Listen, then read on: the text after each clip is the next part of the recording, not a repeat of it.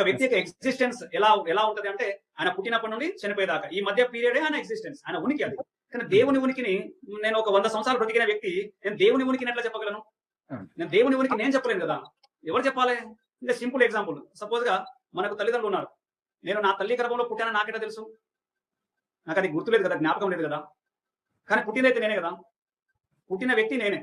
తల్లి గర్భంలో నుంచే వచ్చా, కానీ తల్లి గర్భంలో ఉన్నది నాకు తెలియదు. తల్లి గర్భంలో నుంచి బయటికి వచ్చింది నాకు తెలియదు. తల్లి గర్భం నుంచి బయటికి వచ్చిన తర్వాత ఎవరో కూడా నాకు తెలియదు, స్వతహాగా నాకు తెలియదు. కానీ నా తల్లిదండ్రులు నన్ను ఎట్లా పెంచారంటే నాన్నను చూపించి, అదిగో నాన్న చెప్పు నాన్న చెప్పు అని అమ్మ నేర్పించింది, నాన్న నేర్పించిండు. అదిగో అమ్మ వస్తాంది చూడు, మమ్మీ వస్తాంది, మమ్మీ పిలు అని అంటే నాన్నలు తామే పరిచయం చేస్తేనే తెలిసింది పిల్లలకు. నా తల్లిదండ్రులనే, నాకు జన్మనిచ్చిన తల్లిదండ్రులను నేను తెలుసుకోవడానికి కూడా నాకు లేదు. కానీ నా తల్లిదండ్రులు వాళ్ళు పరిచయం చేసుకున్నారు. వాళ్ళు పరిచయం చేసుకోకుండానే నా తల్లిదండ్రులను నేను ఎట్లా చెప్తాను? నేను రూపించుకొని ఈయన దైవం అని అంటే అది ఎలా సాధ్యం? అది ఆయనకు ముందు ఎవరు లేరు, ఆ తర్వాత ఎవరు?